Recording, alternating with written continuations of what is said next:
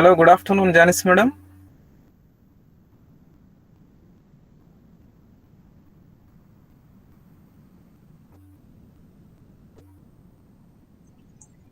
Hi, sorry, I was talking on mute. Am I audible now? Yeah, you are audible. I am searching where is Janice. I I can't see can your see face. I it can't is a see your JG. face, but yeah, Yeah, it's it is a network JG. issue. So I That's am sitting somewhere in a.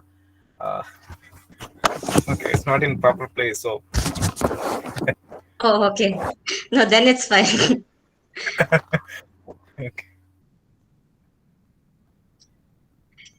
Yeah. So I think it is almost time we can start. Manoj sir is here, so he is 10 minutes. Yeah, I know he's making me nervous now with his presence. Namaskara, madam. Namaskara, sir. Enchavallar.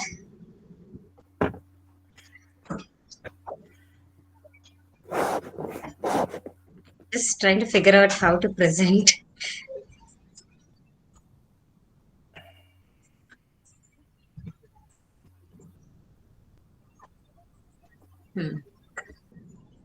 Yeah, you got that? Okay. Yeah, but do you want me to present it right now or No. After 1 or 2 minutes, we can. after 1 hour? Not 1 hour. After 1 or 2 minutes. Sure.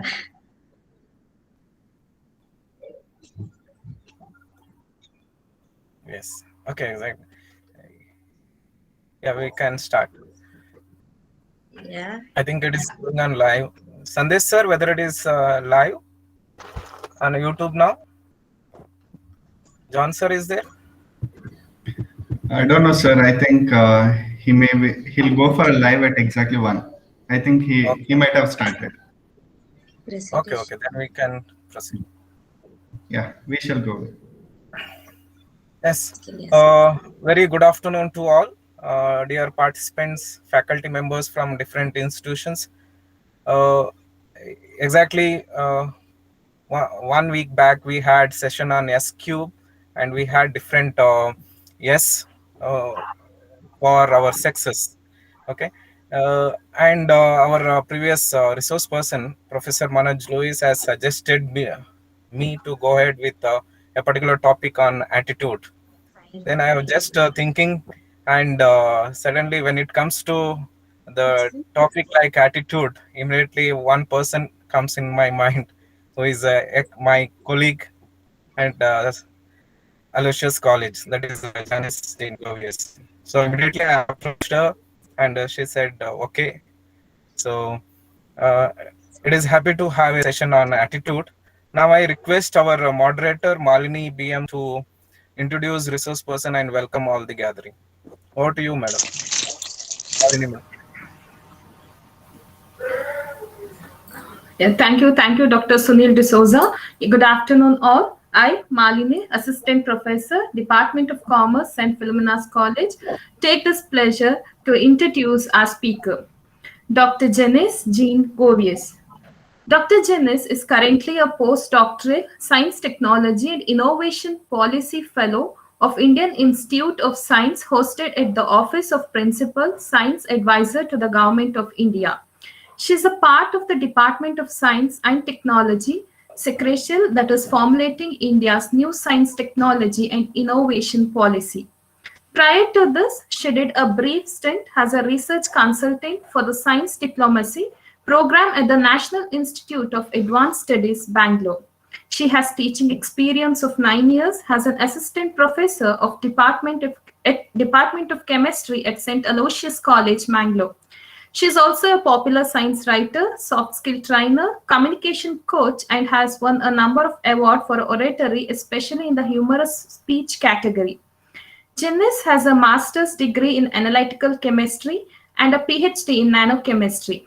Her interests include science policy and diplomacy, science writing, gender issues, and international relations, in addition to traveling, adventure, and fitness. Ma'am, it's a privilege that you're with us, and I welcome all to this session. And over to you, ma'am. Yeah. Thank you so much, Professor Malini, for that very kind introduction. I Yeah. So, starting with a topic like attitude, I think, I'm not the right person. I don't think there's anybody who's the right person to be talking on a topic which is so very familiar to us, and at the same time which is so vast and so much in depth that many times we fail to understand what attitude is all about. So today's 1 hour talk is just my attempt of understanding and my attempt of explaining to you what my understanding of attitude is all about.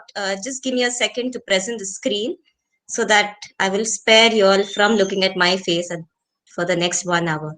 um, yeah, so just let me know if it's visible.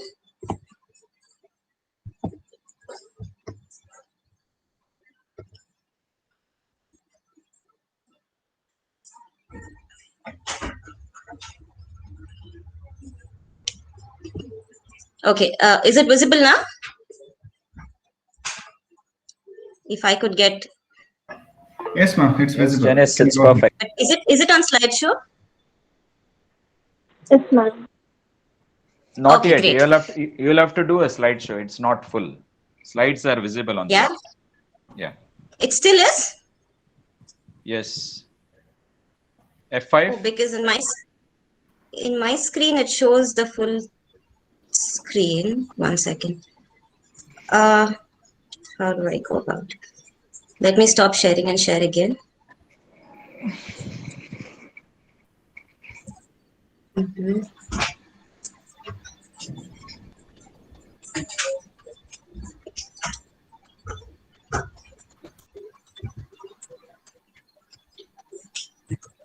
Okay.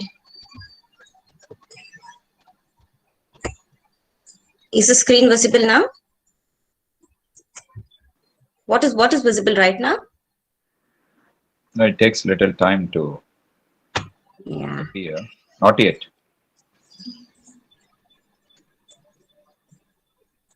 Okay. Okay. Are the slides visible right now? I mean, I don't know. Yeah. I don't know what it is with this. No, Janice. I think presentation is not shared. Oh, You go to presentation, click on that picture in the center, and then share. That share it will enable in blue. Then it will be visible.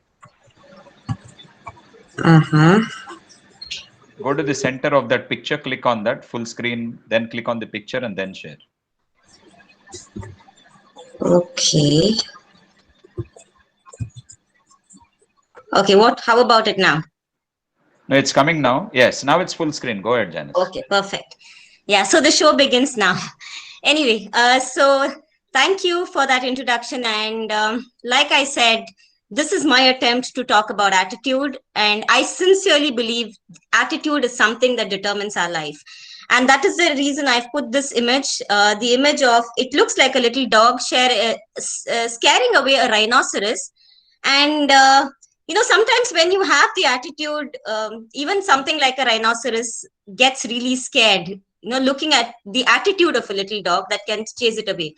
And this is something I think we've all noticed with the dogs that we have at home. They have this behavior of territorial dominance, where the same dog which is inside your own house very often is very aggressive, but that dog, when it goes outside its comfort zone, so it goes outside the gate, it does not attack people the way it would inside the gate. And I think this is the same with all of us, that we are very comfortable in some zone somewhere, and at that time we are at our best. We are aggressive, we are leaders, we do everything that is in our best capacity.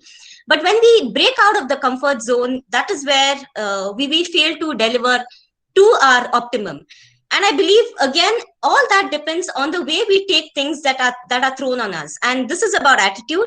Anyway, this is me, Janice Jean Gobius. The side name is not to indicate the name of the rhinoceros. It is my name. Yeah, so going ahead with, okay, this is some exercise I think many of you would have come across, some of you may not, but I thought, let me not risk not putting this on screen. This is something I absolutely love, thinking about and seeing the beauty of what is the truth that guarantees 100% success? And this is something that psychologists came up with when they thought about how do we guarantee 100% success. I'm sure Professor Manoj spoke to you all about success last week, and I mentioned to him, I said, you have kept the bar so high, in talking about how to achieve success. I'm sure he would have mentioned about, how do you achieve success? And this is something that I believe is very, very essential when we go about this session. First of all, what psychologists did, they wrote down the letters from A to Z and started corresponding them with the numbers from 1 to 26. So A represented 1, B 2, C 3, and so on, with Z as 26. And then they go one step ahead and find out what is it that guarantees 100% success. And the first thing that they came up with is, and this is very common with most of us, right? Like, if you're a student of BCom, there is somebody who's cleared CPT or IPCC, the first thing you'll say is that person is lucky. And they check the element of luck that is there, L, if you correlate it to 12 plus 21 plus 3 plus 11 gives only 47% success. And then you say love is very important in life, that guarantees success. And if you look at love per se, love comes up to only 54%. Then we talk about hard work. Hard work, they say very often guarantees success. But again, that comes up to only 98%. What about the remaining 2%?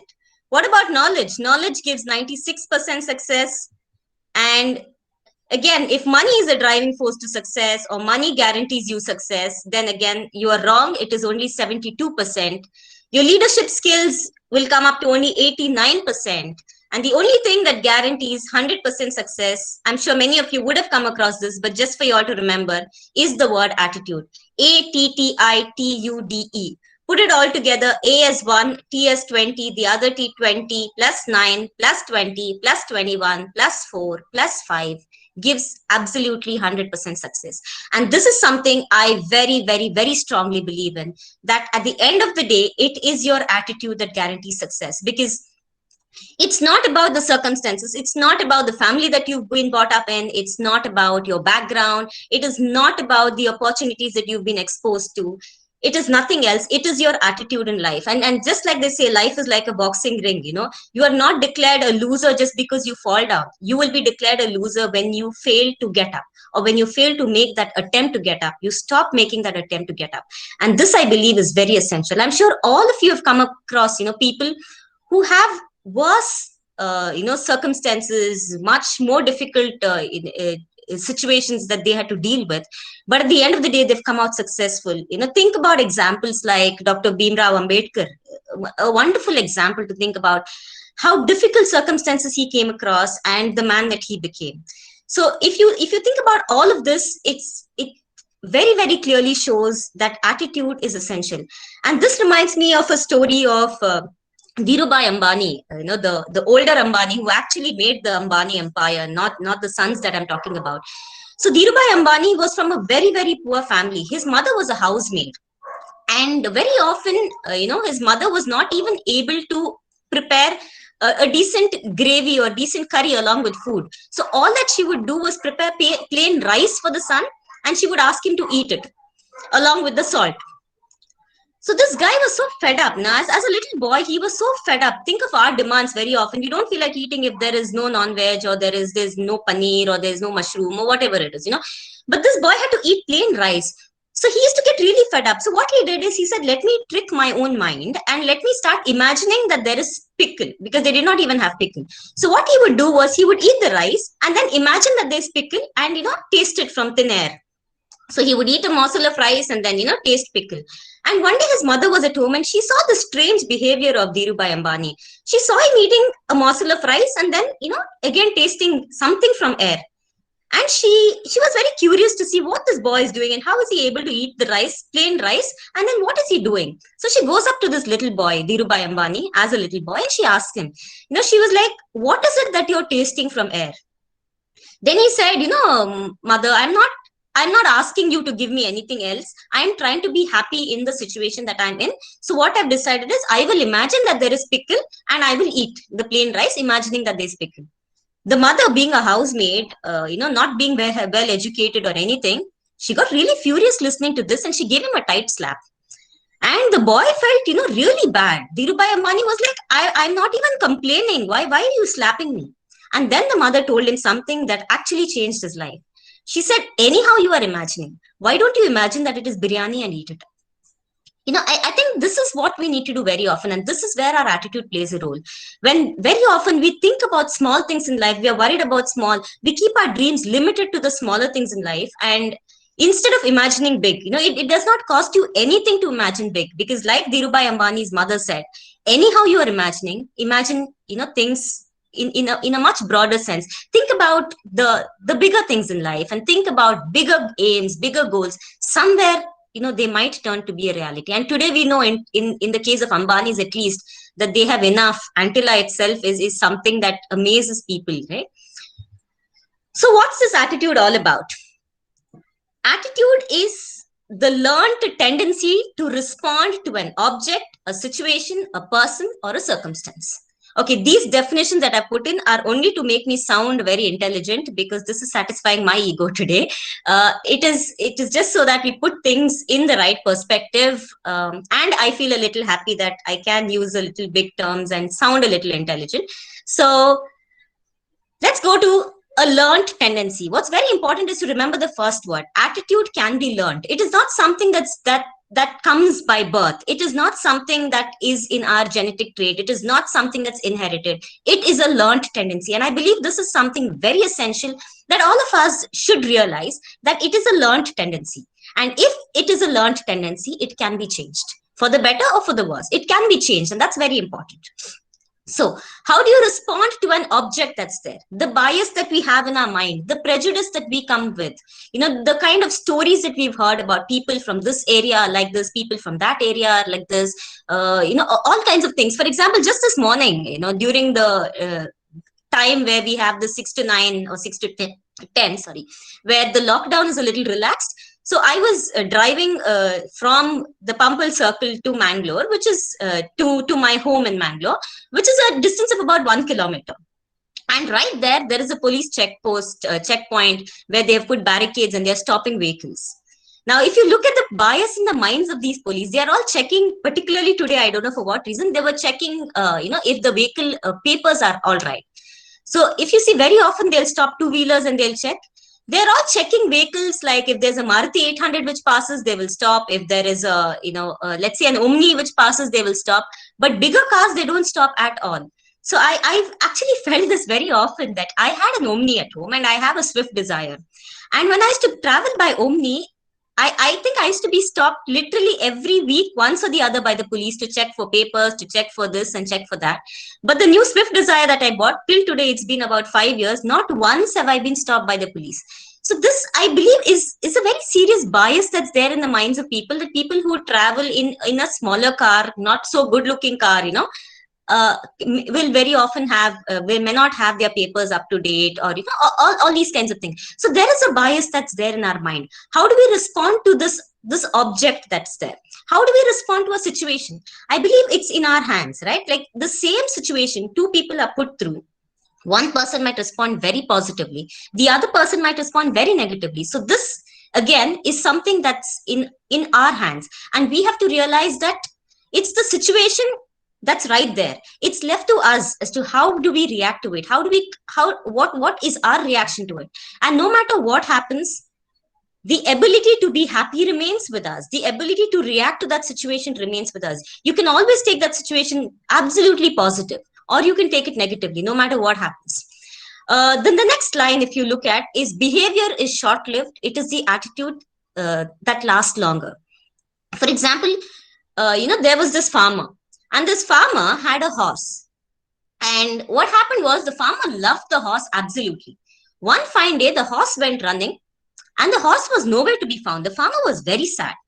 And all the villagers came around to the farmer and they said, so bad, you're very unlucky. The horse ran away and, this is such a bad thing. We sympathize with you. The farmer was just quiet and he said, maybe, maybe. He didn't react a lot to it. And what happened was, the next day, the horse came back. Now, the horse didn't come back by itself. There was a beautiful girl in the other village who found the horse, and she knew how to ride the horse. She caught hold of the horse. She bought the horse back. And then the girl started talking to the farmer. The farmer fell in love with the girl, and everybody was so amazed that the farmer found such a beautiful wife because of the horse. And the next day they came back to the farmer and they said, the horse running away was such a lucky thing for you. We all thought you were very unlucky, but actually you were very lucky. The farmer again looked at them and they said, maybe. Then what happened was, after a while, the farmer, was going around the farm, riding the horse again, and something happened. The horse threw the farmer out. So basically, the farmer fell from the horse and he fractured his leg. Now, when he fractured his leg, everybody came again and they said, this is a very unlucky horse for you. You broke your leg and this and that. And the farmer again said, maybe. And people thought it was very unlucky. The next day, what happened was, there were the people from the military who came to that village, and they started recruiting everybody who were physically fit to join the army, because there was a war that was about to break out. And a lot of the men from the village were taken into the army. The wives were left back. But when they came to the farmer's house, they saw his broken leg. And then they looked at the farmer and they said, no, you are not fit to join the army, so we cannot take you, so you can remain back. And then the wives of all those people who went, they came to the farmer and they said, you are so lucky that you had a fall, you broke your leg, that you didn't have to go and join the army. It is us who are suffering now. And the farmer again looked back and he said, maybe. This story can just go on and on. Very often we look at situations and we are very quick to judge. That seat that I didn't get in this college was very unlucky. We are dejected. We are very sad. A few years down the line, we realized that was the luckiest thing that happened. And this can just go on and on. It's very often the same situation. The way we look at it, that changes. And there is nothing called lucky or unlucky, right? So if it's how we look at it, it's the situation that decides. And again, it's temporary. After a while, you will look back at the same situation and say, maybe that was a good thing that happened to me. So let's not jump to conclusions very often. I love this saying that goes by, ability is what you're capable of doing. Motivation determines what you do. And attitude determines how well you do it. Again, when we talk about people, this is something, because I'm talking to, I think, a lot of college going kids. And this is a very common saying that we say. Now, somebody whom we don't like, we look at the person and we say, that person has a lot of attitude here. Very often you talk to somebody who you are familiar with and talk about a new person. And then you say, I don't like that person. That person has a lot of attitude. And that person might be carrying an attitude saying, I don't have an attitude problem. You have a problem with my attitude. And today, many people say these are very swag lines. These are, the kind of hep lines that you use about saying, if you have a problem, it's your problem. It's not my problem. This again is a different attitude. We will come to that when we talk about the types of attitudes. Anyway, let's come to what are the components of attitude now. Again, using a little fancy words and psychology a little bit, just to make me +1 on intelligence. Psychologists like, these are the three psychologists, Rosenberg, Eagly, and Hovland, have set a 3-component model that defines attitude. I think this is very simple for us to understand. The cognitive component, the affective component, and the behavioral component. What is the cognitive component? The cognitive component has anything to do with the mind. So the first component of attitude starts with the mind, with the way I think, right? So it begins with what I want to think. And I start believing this. So the cognitive component will tell you, I think this is right. I think this is the right way to go about. It's not that it's the right way, but I try to believe that this is the right way. I have a 4-year-old niece who's staying with me now because of the lockdown, So whenever she wants to eat chocolate or ice cream or any kind of processed food, and we tell her it's junk food, she says, no, this is healthy food. So every day when she wants to eat chocolate, she will come and she'll say a statement. She'll say, chocolate is healthy food. And then she doesn't want to eat rice. She'll say, rice is junk food. So basically, what is she doing? She is affirming in her mind that chocolate is healthy food. That's the first step towards developing an attitude. So I start believing that this is the right thing. Like very often we see what we want to see. We call it the Freudian slip. Very often the things that we want to see is something that we will see in different situations. So therefore, we are trying to convince our mind. So the cognitive is saying, I think. So I will first start the attitude developing process with the thinking in the mind. The second one is affective. This is where our emotions play a role. So I'll say I like ice cream, or I hate ice cream, or I hate bitter gourd, I hate brinjal. You heard these sentences. I hate doing this, I hate doing that. So that is the affective component of attitude. I hate that person. So if you're talking in terms of your attitude towards another person, I believe this is very important in our interpersonal relationships. So let's say you have a stranger, a new person that joins your class. The first thing that we do is start judging people, right? We are the best judges then. So as soon as somebody, a new student or a new teacher, walks into your class, you will first judge the person with the appearance, the external appearance of the person, and immediately something will go to your mind, and you'll say, I think this person is like a snob. Let's say we've decided that, just looking at the facial expressions, we say, I think this person is a snob. The second thing what we do is, we'll go and tell another friend, I like that person, or I hate that person. I hate the way that person is looking at me. Look at her staring at me, or look at him staring at me. I hate the way that person is behaving. So that's the emotional component. You're attaching your emotion to it. And the third one is, what do you do about it? The behavior. Okay. So you will say, let's say you're really irritated, you go and you hit the person. So that's your behavioral component. So the behavioral component is actually an outcome of your attitude. You might have some attitude in your mind. Your attitude is there. It has been determined by your mind, and it's been developing over a period of time. And we will slowly come to what develops the attitude. But just keep this in mind. I think first, then I like or I hate, and then I do whatever I do. Okay, so this determines what we're doing. When we come to cognition, I believe this is the best book that you can read in terms of the 5-second rule. It's one of the best books that I've come across. If you don't want to buy the book, you can even watch the videos of Mel Robbins, where she talks about how it is essential to take steps towards becoming better.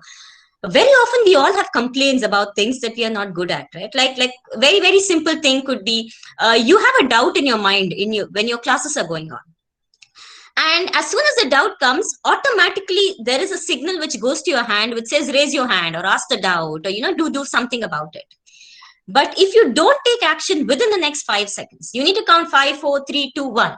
Before that, if you don't take action, what will happen is your mind goes into a safe zone. So we don't want to make that change. Suddenly we start thinking, what will the other people think about it? Will they think it's a very silly question? Will they think that I'm too stupid to ask that doubt? And then your mind starts becoming very safe. So what she says is the front portion of the mind, it's called the prefrontal cortex. The prefrontal cortex is what keeps you in a very safe zone. So therefore, she says that if you don't take action within the first 5 seconds, the best example is your alarm clock.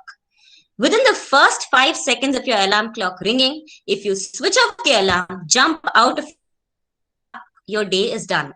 Because you are already active, there is no way you will switch it off again, go back to sleep. You need to take that action within the first 5 seconds. If you don't within the first 5 seconds, then immediately your mind starts giving excuses. Oh, today it's a little rainy. Today it's a little, cold. I think my back is hurting. I think this is hurting. I think that. Today I think I'm a little free. Today is Sunday. All these kinds of excuses come to your mind. But it takes 5 seconds for your mind to give these excuses. So the tip number 1, I think this is absolutely essential. You want to make a new habit of you want to start developing a new trait. You want to do something. The 5-second rule, please remember, within the first 5 seconds, take action. And then it becomes very easy from then on. What affects our attitude is these 5 important things. The first, I told you, first of all, attitude is learned. So from where do we learn this attitude? The most important thing is the peer group, the group with whom we roam about. And how our peer group affects the kind of thinking that we have, the kind of prejudices that we make, the kind of stereotypes that we grow with. These inputs come into our mind because of the peer group that we roam about with, right? So if our peer group is somebody somebody who always talks negative, our group around is always negative, then the same negativity creeps into your mind. And that is why I always say this. I don't know if you've heard any of my previous talks, you will hear this sentence saying, please be away from energy vampires. Who are these energy vampires? These are people who always have complaints.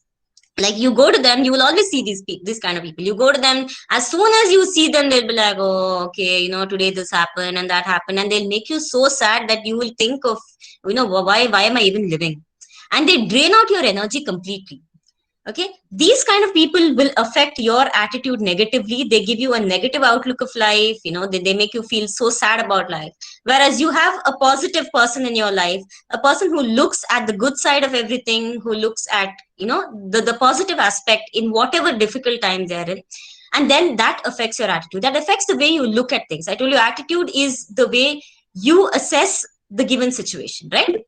Then whatever happens, or whatever attitude you have, or whatever bias you have, or whatever good outlook you have on life is reinforced. I'm sorry for that spelling mistake there. The reinforcement is very essential. So when it reinforces in your mind, you start believing what happens. I think this is how very often people start believing in superstition. Like, let's say, for example, you are not ready to believe that a black cat is is a bad omen. But for some particular day, as you're taking your car out in the morning, there's a black cat that passes. And that day, something bad happens. Actually, something bad happens every day, but we don't take note of it. But that particular day, you have noted that the black cat passed, and then you start relating it. And then after that, from then on, because it has been reinforced in your mind, you start believing it. And from that day on, you start avoiding black cats. So this is a kind of reinforcement that you've got. And this is how we come up with, this is my lucky shirt, this is my lucky pant, and this is my lucky person. If I look at this person, nothing good happens in my day. There are some people we avoid when we go for our interviews. There are some particular shirts that we like to wear because our day goes well. These are all because of the reinforcement that comes into our mind. And this is because of circumstances that we've come across. Okay. For your attitude, there is a stimulus, there is a response. Now, when I told you an attitude is developed over time, your response is your behavior that you show towards the given situation. But something will stimulate that attitude. So there will be somebody who will trigger your response, and that stimulus can be different. Your response can be different. For example, let's say somebody abuses you on the road. Somebody says something, just a simple word, like in Mangalore, they say, hey, the typical word that they use when you, let's say somebody overtakes you. That's a stimulus. Now your response will be immediately, if you're in the mood to fight, you might get down, you might stop that person, you might start fighting and everything. Let's say the same stimulus is given when you go for your job interview. The interviewer, is like, hey, why did you enter? This with the same tone. Are you going to give the same response? I'm sure, 100% sure, we are not going to give the same response for the same stimulus. So response can be different. It depends on who is giving the stimulus, what is the context we are in. We will also come to why we behave the way we behave. And our attitude is also developed by observing others. So if you are around, in your family, the way people respond to situations can be very different from the way it would be in somebody else's family. So we observe the other people. There are some things that we absorb, some things that we like, and then we start, developing this attitude. And of course, today it is very largely influenced by the media. This is how the media has been playing very largely with our attitude. Hate mongering is going on left, right, and center today. And this affects our attitude, maybe towards a particular religion, towards people of a particular section, towards people who dress in a particular way, towards people who have a different kind of orientation than us. This is very largely affected by the media. And not just the media, it is with the advertisements that come up, with all the content that we are exposed to, through social media and so on. So these are the 5 things I believe that affect our attitude. And again, a piece of gyan. It is hard to fail, but it's worse never to have tried to succeed. If sometimes we very often say that I know for sure that I will fail. But even if there's a 1% chance, I believe we need to try. And when you try, a million doors can open to you. I want to give you a very simple example of, my own self. So when I was into teaching, if you have paid attention to my introduction, I was teaching in a college for about 8.5 years. And suddenly I decided one day that, I need to write the UPSC exam and, give it a shot. I had one last attempt left for the UPSC exam. a lot of people told me that nobody clears in the first attempt, very, very few people clear. It's not possible to clear UPSC in the first attempt. And there were just about 6 or 7 months left for the exam by the time I decided. There was my PhD thesis submission that I had to do. But then I said, nevertheless, I want to give it a shot, because 10 years down the line, I don't want to regret that I never tried giving the UPSC exam. So that's when I took that leap of faith, and I said, I need to quit this job. I sat at home, locked myself up. I went to Delhi for the coaching, disconnect from every other person, and sat preparing for 16, 17 hours also sometimes for the exam. And that's when I learned so many different things in a span of 6 to 7 months. And those 6 to 7 months have been the most productive time of my life. Of course, I failed. I lost the prelims by just 2 marks. I couldn't go to the mains. But then I said, I'm not going to go back again to teaching. And I started exploring what are the new ways that I can, get into something that has to do with policy making, because policy making started interesting me. And that's when I started exploring. When I was preparing for UPSC, I wanted to get into, the Ministry of External Affairs, because diplomacy was something that really interested me. And I started looking up. I said, is there any other way to become a diplomat other than through the UPSC? And for my just very sadly, when I got to know that in India it is only diplomacy through the UPSC exam. You need to clear the civil services exam to get into diplomacy. But that's when I came across a field called science diplomacy, wherein people use science today for diplomacy. And I was amazed by, I never even knew that a field like that exists. This was in December 2020. Yes, in December 2019, I'm sorry. In December 2019, I came across the field of science diplomacy, and I started searching what are the options. And suddenly I came across a fellowship by the Government of India, which is calling for fellows in science policy. The last date for that, this was somewhere towards the end, I think December 27th, 28th, I saw this up. And January 15th was the last day to submit a proposal on science policy. And I said, 15 days left, I need to submit, a policy, a proposal to get into this fellowship. I had absolutely no hopes of getting in. I really never thought that I would get into it. But then I said, let me try. You're never going to, I'm never going to lose anything. There was not even a fee that I had to pay. So I very quickly wrote down a proposal. By Jan 15th, I submitted it. I sent it across. And within a month, I got a mail saying that I've been shortlisted. And then was the interview. I think my interview was on the day Donald Trump had, arrived in India in 2020. Yeah, I remember going to Delhi and seeing his convoy moving. So yes, I went there and I got shortlisted among the 7 people who were selected, and looking back today, I just can't believe what was it that in my project proposal that I got selected. If I look back at the colleagues of mine who are there along with me, they're all from big universities, big institutes. I have somebody from Massachusetts Institute of Technology who's there, the others from JNU, people from Vienna Institute of Technology.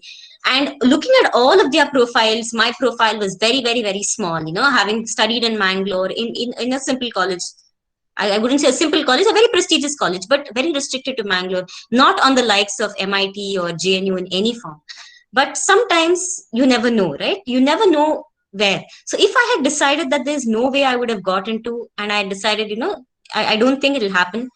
I don't think I would have ever got into the position that I am in today. So it's very, very essential to try. It's essential not to restrict your dreams, and it's essential never to stop. Okay.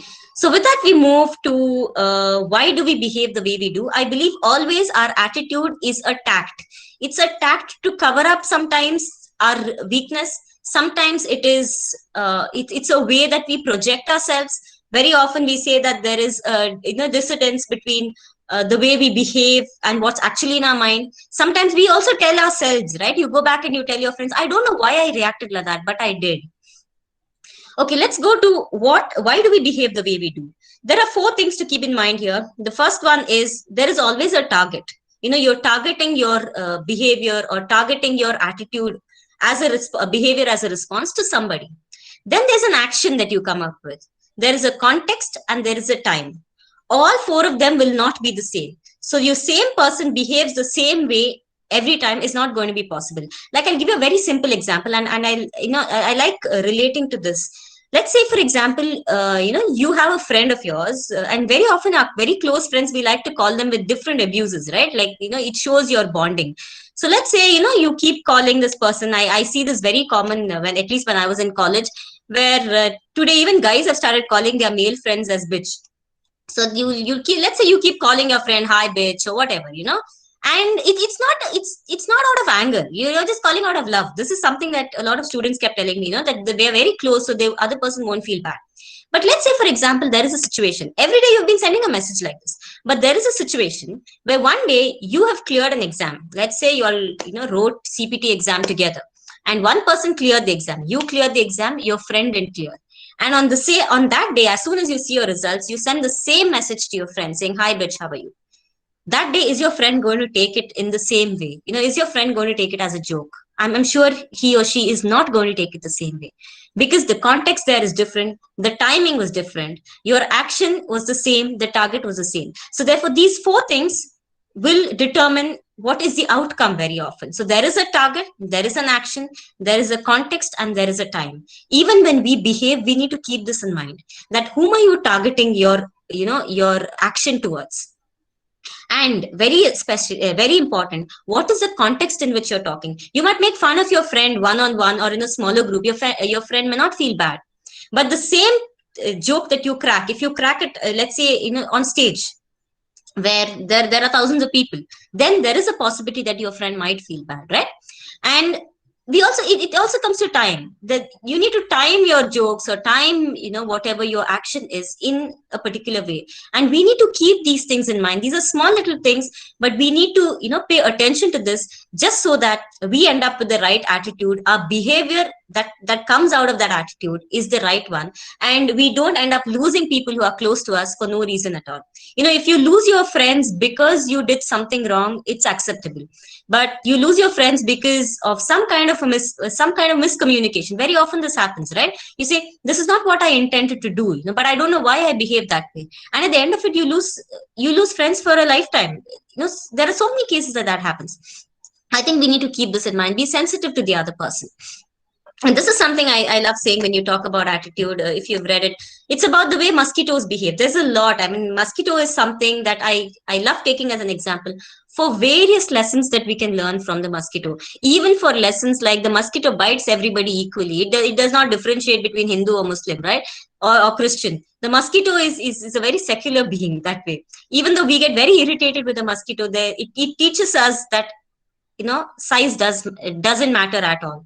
If you really think that the size of a person matters, then you need to sleep in a room where there's one mosquito around you, and you will realize that there's such a small insect. By the way, the mosquito is the only insect on the planet that has been there from the time of the dinosaurs and has been existing even now. So if you think about it, such a small insect has managed to impact the lives of so many people. Okay, so there was this baby mosquito that went flying, and then when she came back the evening, the dad mosquito asked, how do you feel? Because everybody is continuously hitting mosquitoes. And then see the attitude of the baby. The baby says, it was wonderful because everybody was clapping, for me.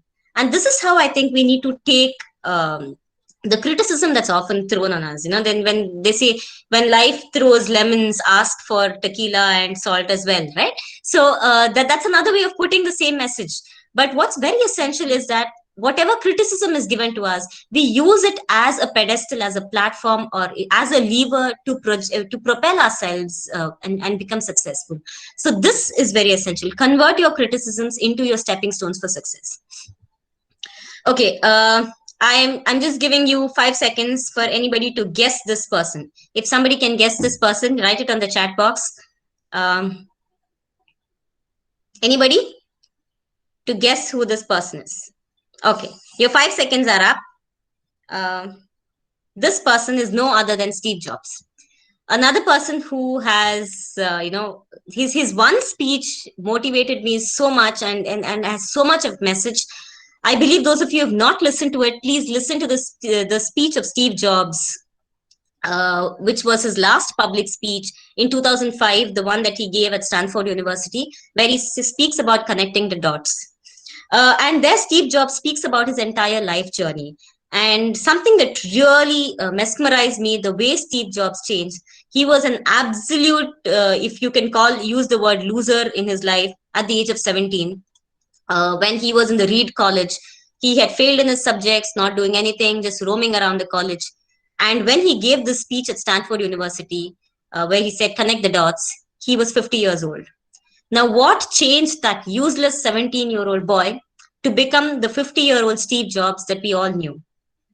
He says, when he was walking aimlessly one day in the college, he saw this statement. And the statement goes like this.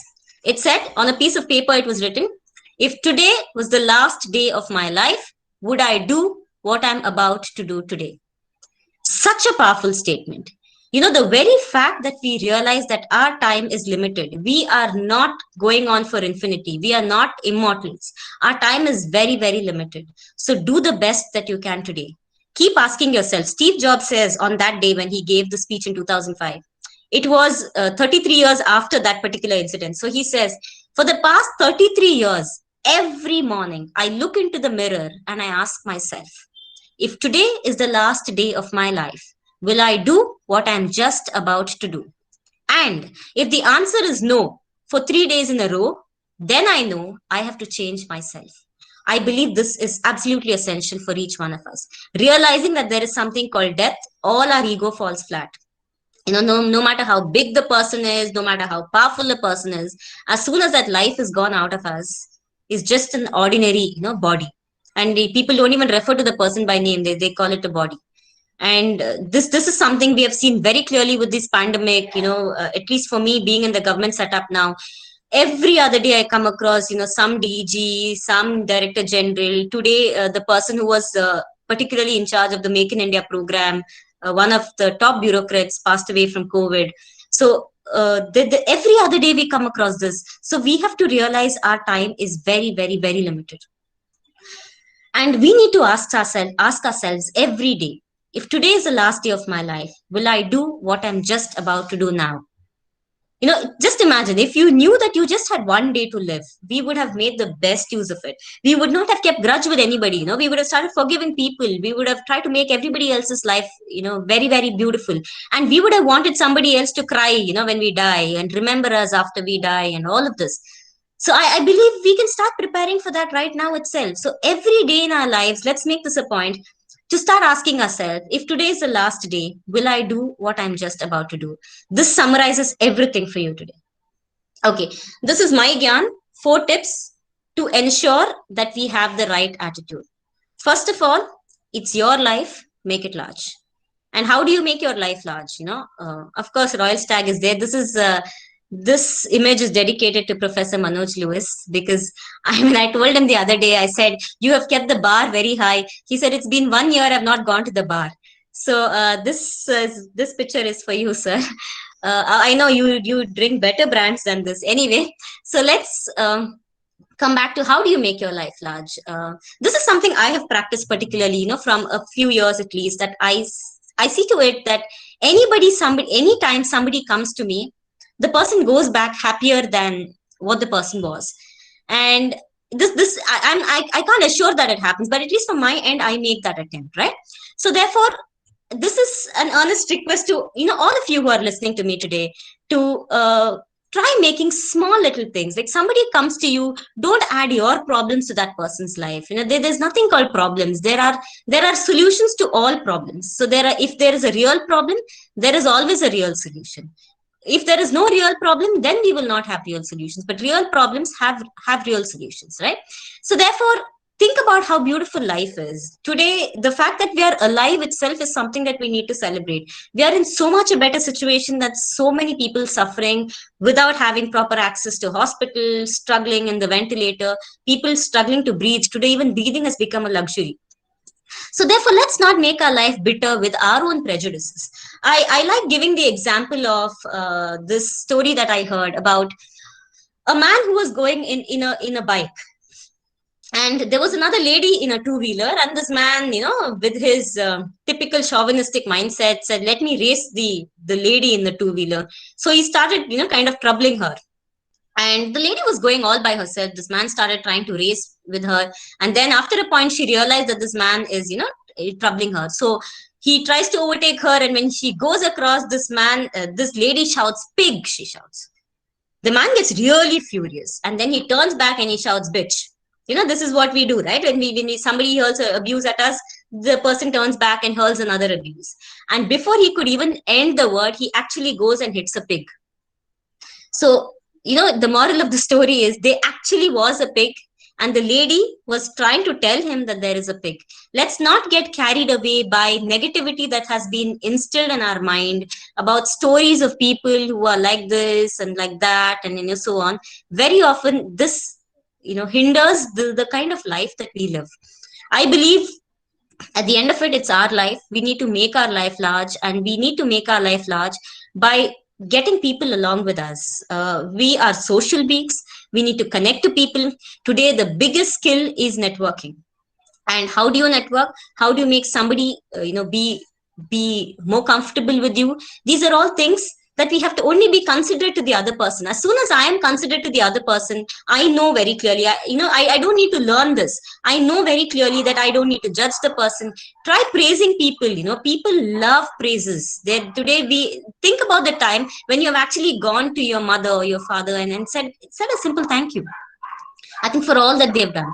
And this is very essential, right? We need to put our praise out. We need to, be grateful for the things that we have. We need to acknowledge the kind of help that we've been receiving from people. And very often we put all that aside, and, we come up with this big egoistic image about ourselves, that this is this and this is that, and I am like this, and that person said this about me. I think all that, like Steve Jobs says, falls flat in the face of death. So it's our life. Let's make it large. The second one is small is beautiful. Keep your expectations from people very, very, very low. Very often we get disappointed with our friends because our expectations are very high. Whenever you go to somebody with let's say, a request, you want the person, let's say a very, very simple thing, like you want the person to help you with your college project, your friend to help you with your college project. Go with the expectation that the person is busy, the person will not have time, the person is going to say no. So when you go with that expectation and then your friend says, yes, I'm going to help you, your joy doubles because your expectation was low, and now the input that you got is very positive and you feel very happy, you're very grateful. But let's say you go with the expectation that your friend should do your complete project and give it to you at hand. Even though your friend says, I'm ready to help you, but maybe, I can just give you some suggestions, then you are disappointed. You come back disappointed, right? And then you say, this person is thinking too big of himself or herself. This is this, and, all these kinds of stories that we come up with. So let's keep our expectations from others very small. And that's why I say small is beautiful, because we need to keep our expectations from the world, from society. Let's not take anything for granted. Very often we have this attitude of entitlement where we think that, we know everything, we can do this and we can do that, and this is what that person should have done to me, this is what I did. We keep a track of what we have done, what that person has done. I think we only make our lives bitter if we do that. If we have the right attitude, I am sure that we will be able to look at the positive side of everything. So the right attitude to looking at things, to get people together, is keeping your expectations low. Aim big, but keep your expectations low. That's very essential. Third most very important thing is smile while you still have teeth. Be happy always. Try to be grateful for the little things that people have done, and be happy with things. Don't get carried away by bias, by prejudice, by what people say. I like telling this incident that happened in my life. About when I was in college in the final year degree, I represented Mangalore University for the chess tournament, and we had gone to Kanpur. I think it was the Chhatrapati Shivaji University in Kanpur, and the university is a huge place. It was, I think, the just the straight stretch that we had to walk was about 1.5 kilometers from the gate there was a girls' hostel, and from the girls' hostel, another 1.5 kilometer away was the boys' hostel. Now, my father had come along with me, so my father was staying in the boys' hostel, and I had to stay in the girls' hostel. And this was in the evening. My dad wasn't keeping too well, so he had asked me to get tablet for him, and so I had to walk. Now, I've heard of all the terrible things that happen in UP. I'm sure many of you have also heard of the terrible things that happen in UP. It was actually, walking on that campus itself was a scare, because this is one of the campuses where the first time in my life I've seen people drinking on campus, with bottles, openly drinking on campus. It's about 9 o'clock in the evening, and I'm supposed to walk from the girls' hostel to the boys' hostel. That was the last day of our tournament, and people were packing up and going back. So there were a lot of groups of guys, who were walking back. People passing comments, people making sounds, and all kinds of things. You typically think of a girl faces in a typical Indian, North Indian setup, at least. So I was walking, and the first time I went, I asked Dad. I was not able to get. There was some reason I was not able to connect to Dad. So I went walking, and I asked Dad, what happened. So I went 1.5 kilometer. When I came back, the watchman noticed me and he was surprised that a girl is walking alone in the campus. Maybe that's not a normal thing that happens. So he stopped me and he asked, what happened to you? Like, why are you walking here? So I said, my dad's there, my hostel's here. And then he said, are you alone? And then I said, yes, because the rest of the gang has gone shopping. And as soon as I said it, something triggered me in my mind. I should not have told him I'm alone, because now the watchman might try to take advantage of knowing the fact that I'm alone. Now, but then, I behave very normal. I told the watchman, I'm alone and I have to just go and take tablets to Dad. And then the watchman asked me, do you have to go this way again? And then I said, yeah, I have to. And then he said, okay, you go get your tablet and come. I will help you. Now, that has been the scariest walk of my life. I walked back to the hostel, and now I am thinking in my mind, I have told this watchman I'm alone. I have told him my entire group is away in another place shopping. And the sentence he said, I will help you, was very, very mysterious to me. Now, how is this man going to help me? Is something that was very mysterious. So and then at that point of time, I thought, because the typical look on their face also is something that we are so biased to, right? Somebody who's chewing pan is a very kind of a cheap person, and all of this. So when I went back, I was trying to see if there's another way so that I miss this watchman and I go by myself, but there was no other way to go. And I went back, very, very, I was actually scared. It's the first time in my life I got scared thinking about so many stories of rape, of murder, and all of that happens in Kanpur. But when I reached there, the poor guy has bought a cycle for me, and he's telling me, should I drop you till the hostel? But then I was still scared, So I said, no, I know how to ride a cycle, so I will ride it myself. And then he gave me the cycle. He said, take your time, go back, go there, don't walk. And he gave me the cycle and he went. And I was so ashamed of myself that, I had such a wrong opinion about this man. And I actually tried to miss the way and all of it. And this is how very often bias about certain things, we have to be cautious. I'm not saying we shouldn't, but how bias creeps into our mind is something that is sometimes not even controlled by us. Okay, and with that, the last story is, don't underestimate the power of a common man. This is something that you've always heard. This is something that you come across so often because it was one of Shah Rukh Khan's movies. But I think there is learning in every little experience that we have from every single person. You could learn so much from the rickshaw driver with whom you've traveled, let's say 1 kilometer to your college, or the maid who comes to your house. There is learning everywhere. So let's not underestimate these people. Today, especially when I'm talking from the point of view when I'm involved in the national science policy, and we talk about frugal innovation today, grassroots innovation, frugal innovation, and you see the kind of innovations that come from the absolute rural places in India is astounding, because using the same waste material, the kind of innovations that are made is something which is really commendable. And that's how today you have an entire branch of innovation which is called frugal innovation, which is called grassroots innovation.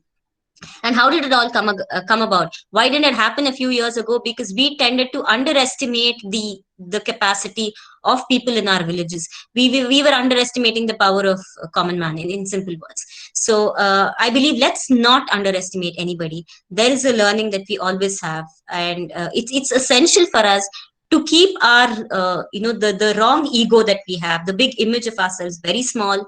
Let's be humble and learn from every situation, because you never know when the person can help you. The smallest of persons can help you. You never know when the watchman can help you. You never know when the driver can help you. You never know when somebody around you can actually be a source of knowledge for you, somebody whom you have never thought could have actually helped you. And for us to make a change in our behavior, to take this little step, we always say it's essential to take one step at a time. This is a very powerful calculation that I came across, something that was not taught to me by my mathematics teacher, but I believe this is very essential for us to understand. 1 to the power of 365 still remains 1, right? You put 1 to the power of 1000 also is still 1. But the same 1, you make it 1.01 to the power 365. The amount that you've added to the decimal is just 0.1. Okay, that is 1/100th of a change. And put it to the power 365, it becomes 37.8, which is not anything which is negligible. So if you progress in small little steps, make a progress of 0.1, that is 1%, 1 out of 100. 1% change every day can give you 37 point, in this case, it would be 378% of change, And the same thing, you think about regressing, you're going back in your things, in the ways, or, you're slowly regressing because of somebody else, because of situation, by the same 0.01%. And this would be 0.03%, 0.03. From 1, you reduced to 0.03. If you realize the difference between 0.03 and 37.8, let's say 2 of you started at the same pace. 2 of you started at the same pace. Both of you were average students who were, getting 50% marks, let's say. One person started saying, I am going to study 1/100th of the portion every day. The other person starts neglecting studies by 0.01%. That is 100%, 1%. Okay. In 1 year's time, the one who has started progressing would have progressed 37.8 marks more. The other one would have gone back to 0.03. And if you see the difference, it is 1,500 times the difference at here. So 37.8 becomes 1,500 times 0.03. And this, I think, is very, very, very powerful for us to understand that the amount we progress or we regress, again, is happening on a constant basis every day. So if we are progressing constantly, the changes that you see will be very powerful over just 1 year's time. The average, let's say the lifespan of a person, let's say, is about 60 years or 70 years. If your average lifespan is today, I think they say it's about 68 years. Yeah. If it's about 68 years, imagine the kind of progress that you can do every day. So it's very essential for us to always remember that we are continuous learners. We cannot stop learning. There is no end to learning. Every day is a new day for us to start beginning to learn, to enjoy life, to start understanding the wonderful things around us. There is so much to learn. As soon as the arrogance sets in, that's when our learning stops. I believe arrogance is what kills us. It is nothing else. Arrogance is a bigger killer than COVID. So let's not be arrogant individuals. Let's learn how to progress. And this is another very, very powerful gyan. And with that, I would stop the presentation with this most powerful sentence that I came across, that fear is a habit, right? Fear is a habit, not this.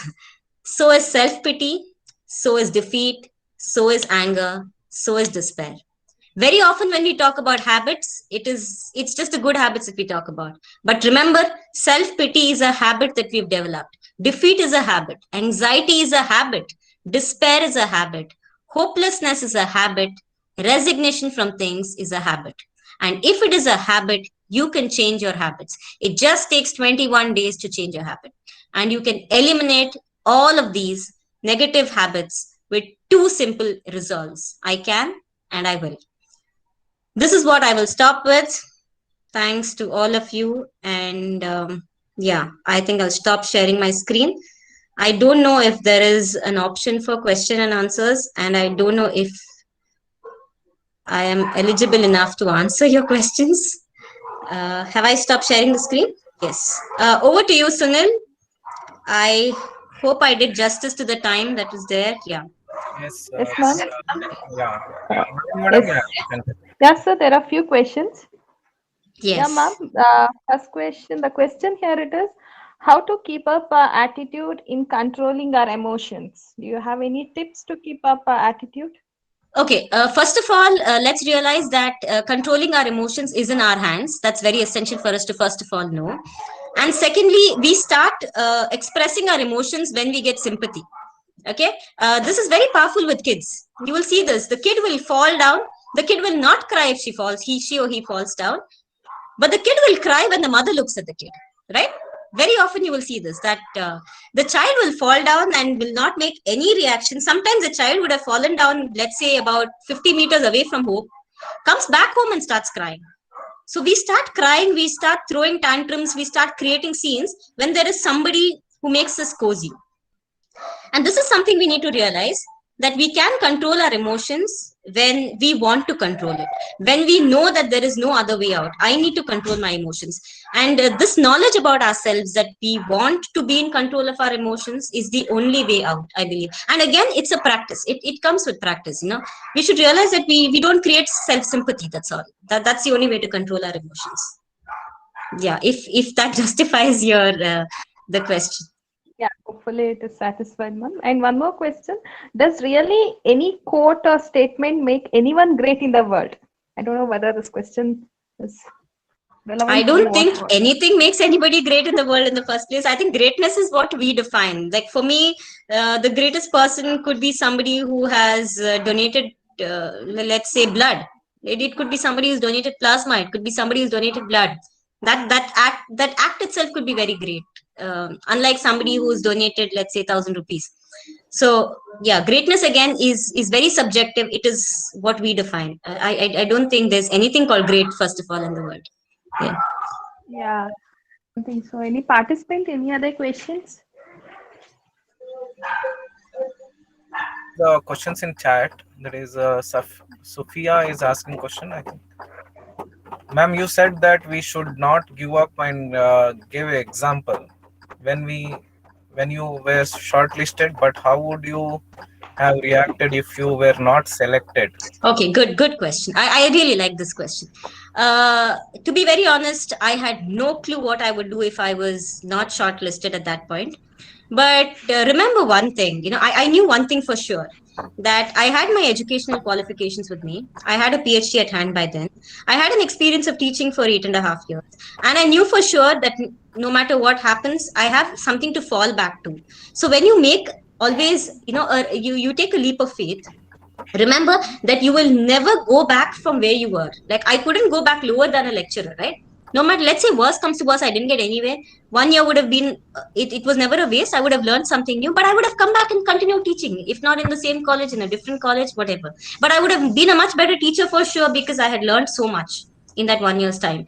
So whenever you take a leap of faith, you might fall back, but you cannot fall back to lower than what you jumped from. There's no way you will fall back lower than what you are, because there's always the experience, and experience is the biggest teacher. You might lose in terms of monetary wise. If you calculate for that 1 year, if I had calculated my salary, I would have lost maybe a few lakhs, but nothing more than that.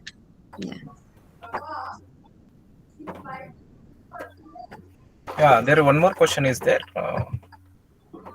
That is from Melisha Pinto. Ma'am, it's always said that you should never explain yourself, as the person who loves you does not require it, and the others don't need it. Okay, very fancy sentences. I don't think that's true, because I believe you are not entitled to somebody else's love in the first place. You want something, explain yourself. This is something I believe, and this is something I tell my friends as well, that I may not understand what's running in your mind, because I am not a psychologist, even though I quoted a few and tried to sound like a psychologist. I'm not. So if you want something, explain it very clearly. Don't have this is why I say keep your expectations low. Don't go with the expectation that my friend should understand me. No, your friend need not understand you. Your mother need not understand you. Your father need not understand you, unless you explicitly say it. I want this, say it. And that's when you keep your expectations low and you're sure that you've said it right, then ask for it or whatever, bargain on it. But I believe you should always explain yourself. I don't go with these fancy sentences. Maybe I may be wrong, but that's how I am. Yeah. Okay, thank you. So I think there is one fan for you. She's asking, how do we get in touch with you or listen to your sessions if you conduct any in the future? First of all, to listen to my session, somebody has to call me to give a session. Thanks, Sunil, for calling me, and it was an absolute honor to be here. I don't know if I can inspire y'all, but yeah, to be in touch with me, I am on social media, so I am there on Facebook. Not very active these days, but yeah, I am there. Yeah, I'm sure you can get in touch with me on Facebook as well, or Instagram, or yeah, all of the social medias. Manoj sir is sending very fancy sentences. Sir, you have inspired me. How can I inspire you? That's great. Yeah, that's all. I think there are no many questions there. Okay. Yeah. Yes. One more question. I saw Apeksha. Is Yeah. that the one you're reading? Yeah. So how to control anxiety again? I think these are for some reason. Again, I'm telling you, I may be wrong. Things like anxiety, depression, all the kinds of things that we speak about, very often comes from our big expectations from life. Like I believe we always. I say sometimes you might have an Apple, let's say iPhone 5, and be very sad because the 10 series has been introduced. Or let's say you have a OnePlus 6, very happy. 10 days later, OnePlus 6T is introduced, your happiness decreases. A year later, OnePlus 7 is introduced, all of these. Because we look at people who are more privileged than us. What about that person who does not have 3 meals a day? I think always we need to compare to people who are lower than us. Okay, but coming and then we will always be happy no matter what. I don't see any reason to be depressed when you know how privileged you are. Very often we fail to recognize how privileged we are, whether it's to do with the people around us, whether it's to do with situations and circumstances. If you know how privileged you are, then there's no way you can be sad. That's one thing. I'm not deviating from the question, Apeksha. Coming back to your question, how to control anxiety. Anxiety comes from the fact that you can control the future, right? When you realize this is okay, I'm very glad you asked this question. This was a point I wanted to make, that very often there are two things that we do. We either complain about the situation, right? So if you can control the situation, do something about it. If you cannot control the situation, don't think about it. This is the way I practice. I sincerely practice this. If there is a situation that I cannot control, the outcome of the interview I cannot control, I will not think about it at all. Okay, but preparation for the interview I can control. I give it my best and then forget about it. Like for stock markets, they say invest and forget. I'm sure the commerce people here would have heard of that. You invest and you forget. So invest in your life and forget about the outcomes, and that's how you control anxiety. What is the point in being anxious when you can't control the future? There's no point in thinking about when COVID will go from the earth. You cannot control it. But how do you take care of yourself? How do you make this new norm a part of your life is something that you can control. So then your anxiety decreases automatically. Again, it's a practice. You need to practice it. Start looking at the better side of life, and that's how you can.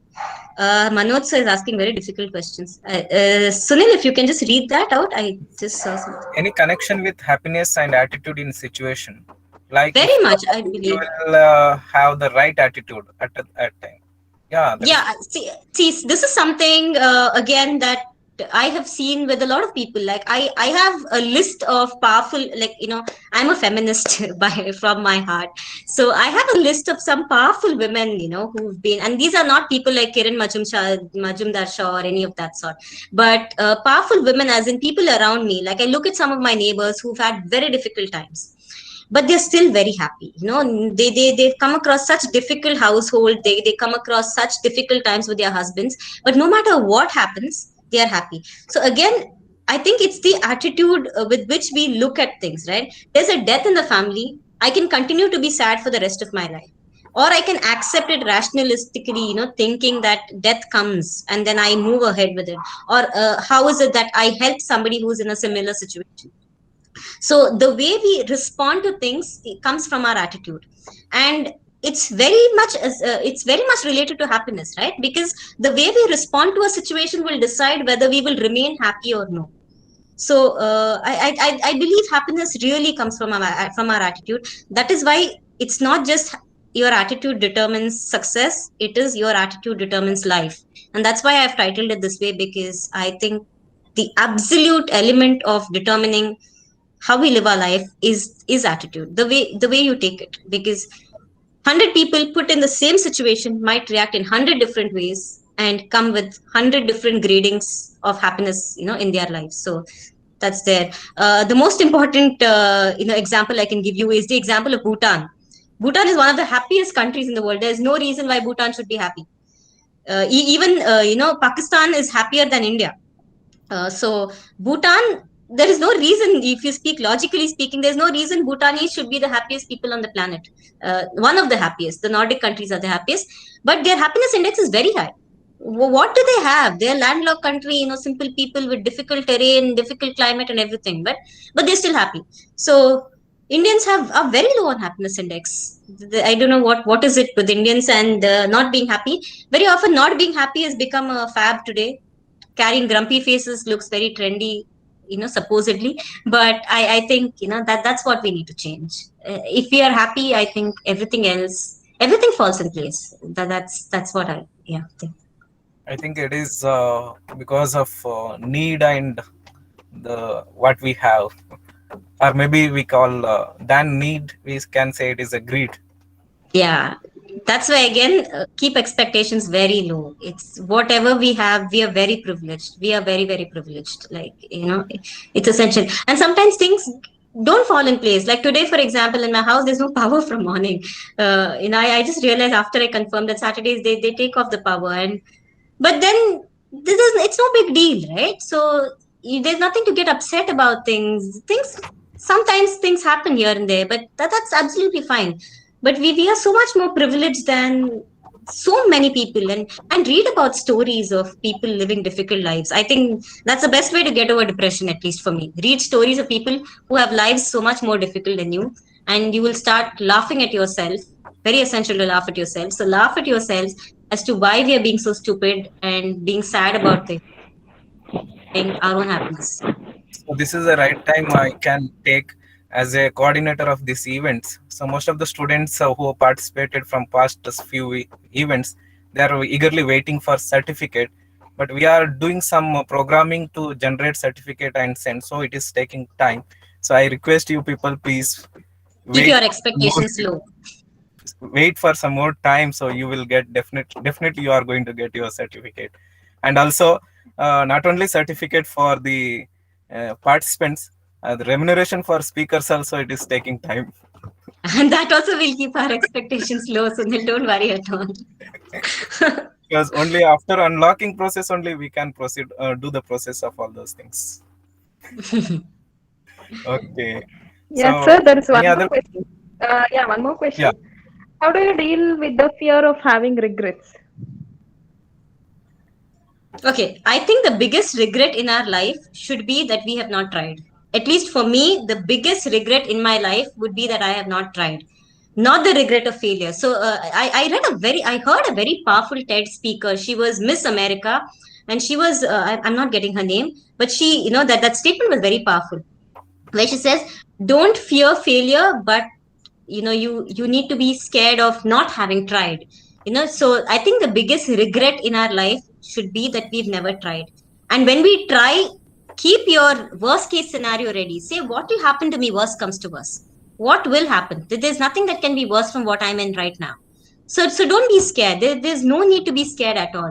Even now I'm telling you, I was just talking yesterday to my colleagues that I'm going to quit this fellowship and do a master's in international relations. That's something I really want to do, because I feel, given the current scenario, I am not having enough expertise in knowing the theories of international relations. So I was just looking up this morning, and I decided that maybe in a few months' time, but I'm keeping that option open. So that's why I said there's nothing to fear. You can always come back to where you are. But I think the biggest regret in your life, or in my life, or in anybody's life, should be that I have not tried.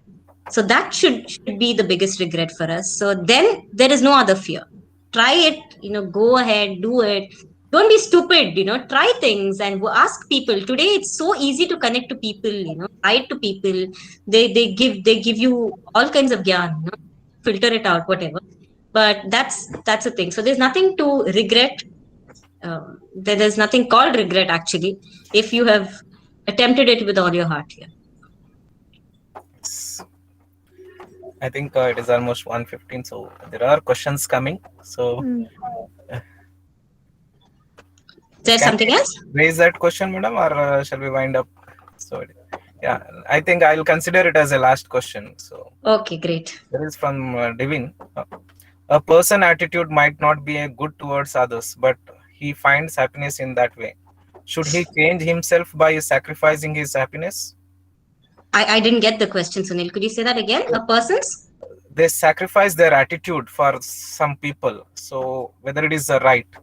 How can you sacrifice your attitude? I don't understand how anybody can even sacrifice their attitude. Attitude is something, it's the way you look at it. Even if you sacrifice your eyes, you can't sacrifice your attitude, because attitude is how I'm looking at a situation. You might sacrifice your action, like, you might sacrifice whatever that you want. The other thing about sacrifice is, whenever you sacrifice, don't think of it as a sacrifice. Like, for example, you're preparing for an exam, and I prepared for the UPSC exam, and I did not attend a single party. I did not attend a single friends even call. I had disconnected my phone. I changed my number and everything.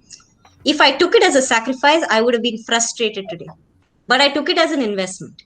So when you're doing something, it's an investment. You are not sacrificing for anybody. Please don't take it as a sacrifice. Only I think because I'm Christian, I'm saying this. Jesus sacrificed on the cross, we say. None of us are equivalent to Jesus Christ, or whoever it could be. I can't think of any other example. We are all simple human beings. We invest. So when you are thinking about whatever you're doing, you are investing in your life. If you think about it as a sacrifice, then again, you're keeping your expectations high. You're glorifying yourself, calling it a sacrifice. None of us can make sacrifices. It's an investment. I just saw a question regarding motivation. I believe motivation is something that comes from within, because no book, no talk can motivate you. Maybe a few sentences will trigger something in your mind, but if you are motivated enough not to get motivated by that talk, then you cannot be motivated, right? So therefore, it's you have to motivate yourself. Keep telling yourself. The only way to motivate yourself is tell yourself, I need to do better. That recognize that you need to do better. And when will you recognize you need to do better? When you're not arrogant, number one. Second thing is when you want to do better, right? Like when you want to become a better person. So that recognition is the first step to motivation. Recognize that I'm not good enough to be that, or this is my aim, this is where I have to reach, and try doing better. That's the only way you will motivate yourself. Small steps at a time. That's why I gave you that example of 1.01% change every day will take you places. Yeah. Okay. I believe that was the last question. Yes. Okay. Yes, ma'am. I hope we have done with the question and answer session. So we are at the end of the session. So I think seriously, it's need of an hour. Thank you so much, ma'am. Thank you for all the valuable inputs, and also I think all of participants have been benefited towards the attitude, whatever you have been defined. And thank you so much, ma'am, for being with us, for sharing all the experience with us. And thank you so much, ma'am. Yeah, Thank I would you. also, yeah, thank you, ma'am. Yeah, it is also, I'll take a little while to wind up this session. So I would like to thank our father, Reverend Father Dr. Banat Prakash Banlas, Rector Manager, St. Philomena's College, for his continuous support and blessings in organizing this webinar. So I would like to thank our Vice Rector, Campus Administrator, Principal, Vice Principal, IQSC Coordinator for all the support. I extend my thanks to Dr. Rina Francis, Head of the Department of Commerce, and all staff members for their support. Thanks to Dr. Sunil D'Souza for organizing this webinar, and thanks to Mr. John Joseph for all the technical support. And not but not the least, I would like to thank all our participants for the active participation throughout this webinar. Also, I would like to extend my thanks to Professor Manoj Lewis, who is always with us to support us, to motivate us towards all these things. And thank you so much, sir. Thank you so much, Professor Manoj Lewis. And thank you all the participants for being with us, and hope to see you all soon with the next webinar. Thank you all. Thank you. Thank you.